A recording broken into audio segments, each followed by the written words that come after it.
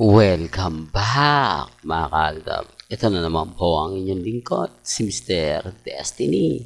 At magbibigay po tayo ng napakagandang update po ngayon sa social media. Well, umaayon nga po talaga at pumapabor nga po sa Aldab Nation ang mga nangyayari at nagaganap po sa social media. Kahit papaano, mga kaaldab, nababatikos po ang mga captain at mga armain.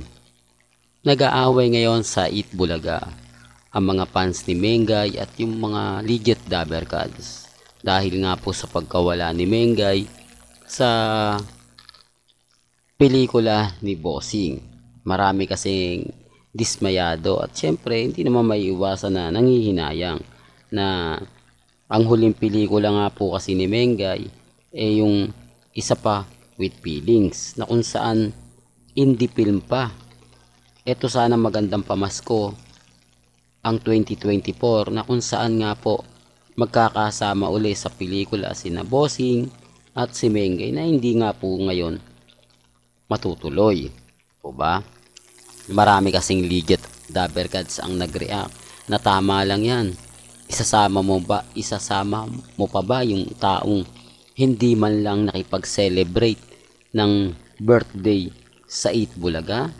Na kung saan nasa TV5, dapat kung aalis man siya po pwede niya namang reschedule na lang, di po ba?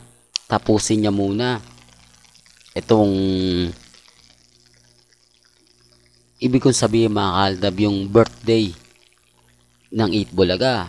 Total delay na naman daw po ang bakasyon nila dahil yung wedding anniversary nila dito naman daw po ginanap sa Pilipinas. Ito, pumapabor to sa mga komento lang to sa mga army at main fanatics. Po ba, baka may mag-react ang Aldab Nation.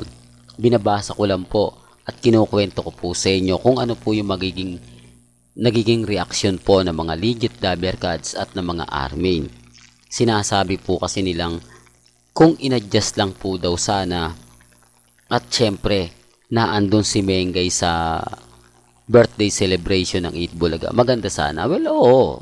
Ako, mga kaaldab, sabi ko nga po sa inyo, kung legit Dabber Gods kayo, importante nga naman siya. Na sumasang-ayon naman po ako sa mga nagiging komento rin po ng mga ilang legit Dabber Gods. Kasi ang magdadala dyan yung damit yung susuting damit ni Mengay na nakalagay na ang TV5. O tatatak na, nasa TV5 siya, nagkaroon ng 9th year anniversary sa showbiz. Pero wala hindi siya pumunta. Hindi siya kumbaga nagpakita. Di po ba? Pwede naman daw po na pagkatapos nun lumipad na siya. O sabihin na natin na mauna na si congressman. Maraming mga kwento, maraming mga kumbaga paliwanag na sinasabi nga po nila na kapag gusto may dahilan. Pag ayaw, may paraan.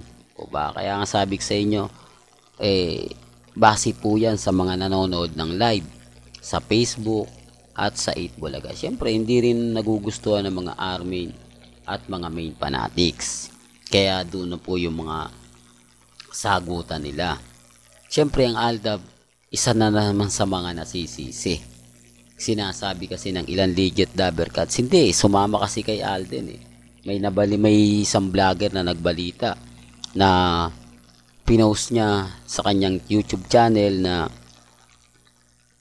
mauuna magbakasyon si Derek Cathy Molina at susunod nga po raw si Maine Mendoza at kasunod nga po daw si Richard Paul Carson na tumutugma naman, na umaayo naman. Di po ba? Yun po yung talagang unang in-update natin. Yun po yung una ko talagang pinost na mauuna nga po si si Derek Cathy Molina at susunod nga po si Mengay. At tugmo-tugma naman po ay sumunod na si Alden Richards. Isa po ito sa rason kung bakit lalong nabuisit ang mga main fanatics at army.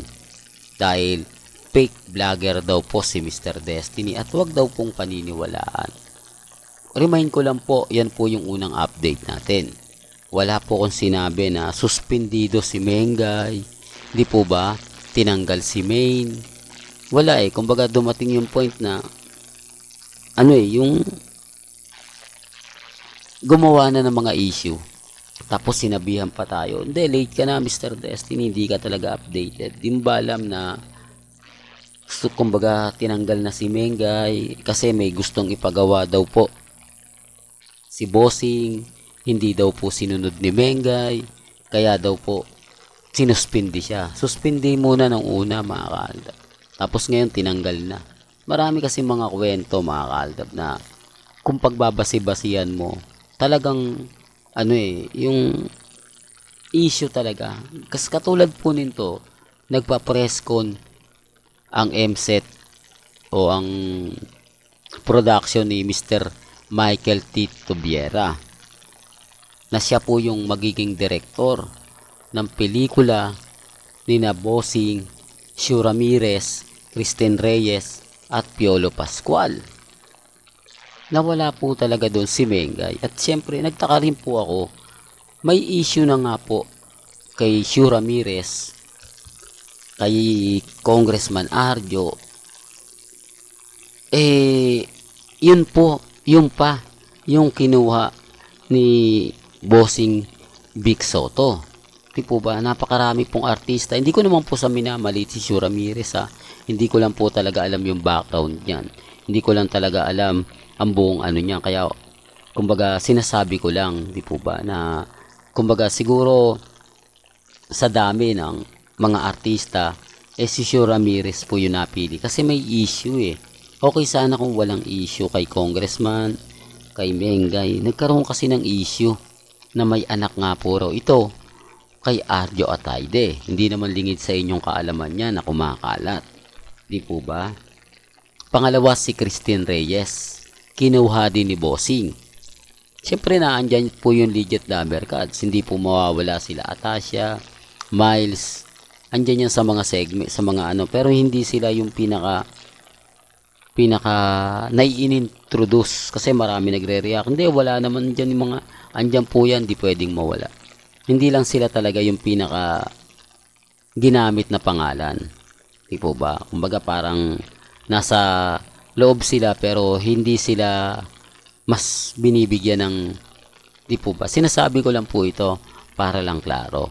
Lalo na po sa mga taong dumadaan at bumibisita po sa channel ni Mr. Destiny. Pag-usapan naman natin dito kay Catherine at kay Alden. Napakarami po mga ganitong picture na wala naman pong kilig. Di po ba? Una sa lahat, never pong umaakbay si Alden kay Catherine. Never pong nag-holding hands sila. Di po ba? Tapos sasabihin ako lang daw po yung gumagawa niyan.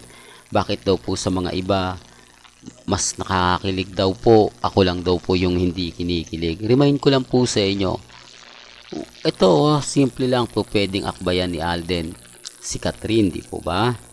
Po pwedeng, kumbaga, dumikit pa si Alden kay Catherine. Pansin nyo yung kamay ni Alden, nakasuksok lang, di po ba? Yung tipong mapapaisip ka talaga, yung tipong oo nga Mr. Destiny, parang kakaiba siya, no? Parang alam nyo na, sabi ko nga po sa inyo mga kaaldab, ako basta sa pagbibigay ng mga update, pagbibigay ng mga kaganapan, hindi tayo magpapa-apekto. Lagi tayong updated pagdating po dito. Kaya lang syempre maraming galit, maraming inis na normal lang po yan para kay Mr. Destiny. Kasi kahit ano naman po yung sabihin ko rito, kahit naman po yung ipaliwanag ko, lahat yan hindi maganda at hindi pabor para po sa kanila. Pero masaya po tayo kasi kita nyo nasa Europe daw si Mengay. Siyempre, alam naman po natin na sa Canada naman po talaga yan. Wala po. Nililigaw lang po nila yung mga tao para masabi na kumbaga, matagalan. Di po ba? Matagalan si Mengay sa pag-uwi dito sa Pilipinas. Kasi kung uuwi nga siya na maaga, pabor na pabor sa Armin. Totoo naman po, tatapusin muna niya yung concert na pupuntahan ni Alden Richards. Kasama nga po daw doon si Ai de las Alas. Di po ba? Well, hanggang dito na lang po ang ating latest updates. Kaya kung gusto nyo pa po ng pinaka-latest at sariwang update, abay tumutok lang po kayo dito po sa channel ni Mr. Destiny para updated po kayo sa mga latest at sa mga bagong video po na ilalabas po natin maya-maya lang. Kaya kung bago ka lang sa channel na to at isa kang true-blooded Aldab Nation na nagmamahal kina Mengay at Isoy, tama po ang channel na pinuntahan mo, kaya consider na po kitang bagong subscriber. At huwag mong kalimutang i-share ang mga video po natin sa mga mami, sa mga titas at sa mga senior. Hanggang sa muli, salamat po sa panonood at pakikinig.